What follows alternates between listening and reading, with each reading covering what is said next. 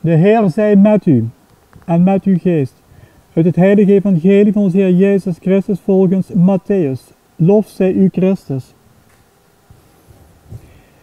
In die tijd nam Jezus het woord en sprak opnieuw in gelijkenissen tot de hoge priesters en de oudsten van het volk. Hij zei: het rijk der hemelen gelijkt op een koning die een bruiloftsfeest gaf voor zijn zoon. Hij stuurde zijn dienaars uit om allen te roepen die hij tot de bruiloft had uitgenodigd, maar ze wilden niet komen.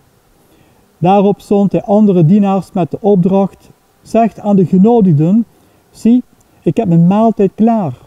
Mijn ossen en het gemeste vee zijn geslacht. Alles staat gereed. Kom dus naar de bruiloft. Maar zonder er zich om te bekommeren gingen ze weg. De een naar zijn akker, de ander naar zijn zaken. De overigen grepen zijn dienaars vast, mishandelden en doodden hen. Nu ontstak de koning in toorn, stuurde zijn troepen en liet de moordenaars ombrengen en een stad in brand steken. Toen sprak hij tot zijn dienaars: het bruiloftsmaal staat klaar, maar de genodigden waren het niet waard. Ga dus naar de kruispunten der wegen en nodigt wie je er maar vindt tot de bruiloft. Zijn dienaars gingen naar de wegen en brachten allen mee die ze er aantroffen, slechten zowel als goeden.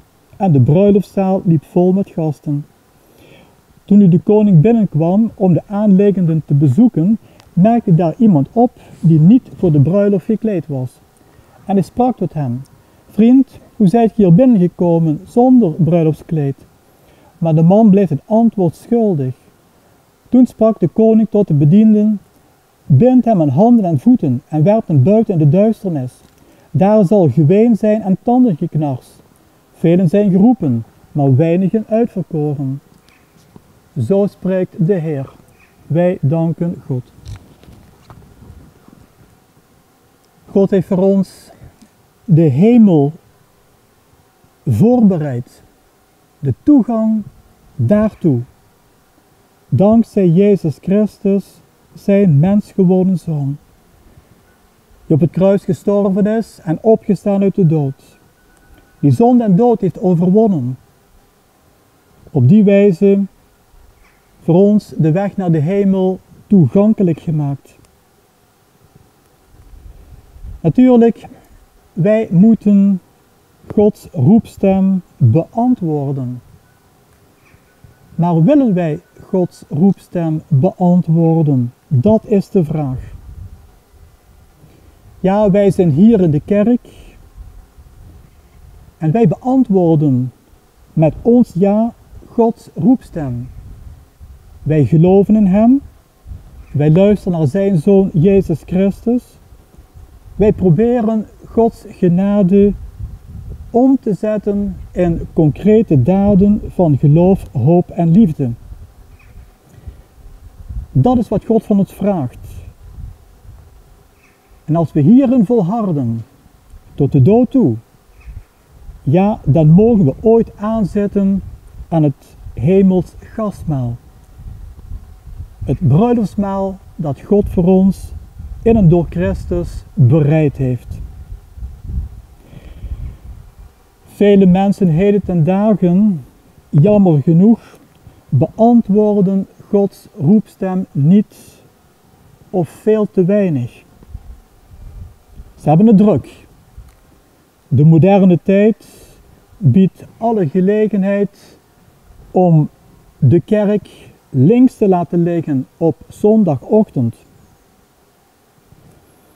Er zijn zoveel activiteiten die overal georganiseerd worden. Drukte alom.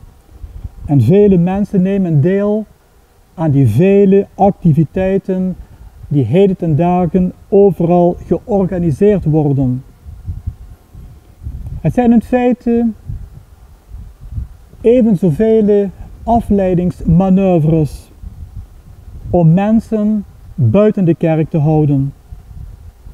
Ze zijn gevuld met datgene wat ze meemaken, zien en horen. Dat schenkt hun vreugde.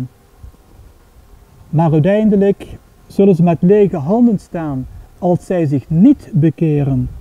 Want dat maakt het evangelie van vandaag ook duidelijk. Iemand die zich niet bekeert, die voor Christus en zijn kerk geen tijd heeft, nooit tijd heeft, zal uiteindelijk voor eeuwig met lege handen komen te staan. Dat moet men toch niet willen? God roept ons uit liefde tot ons bij zich, nu reeds en uiteindelijk voor eeuwig. Laten wij proberen met de hulp van Gods genade te volharden. Week in, week uit, dag in, dag uit, ons leven lang, ongeacht de levensomstandigheden waarmee wij geconfronteerd worden. Het zal niet altijd gemakkelijk zijn om trouw te blijven, maar God is en blijft trouw, blijft ons zijn genade schenken. Schenkt vergeving daar waar wij mislukken, daar waar wij zondigen. God geeft altijd de kracht om op te staan en door te gaan. Laten wij gevolg geven aan Gods genade, te allen tijden en overal. Dan mogen we ooit vol vertrouwen uit dit leven gaan en aanzetten aan het hemels gastmaal, het bruiloftsmaal dat God voor ons bereid heeft in en door Jezus Christus, zijn mens geworden Zoon, onze Heer en onze God. Amen.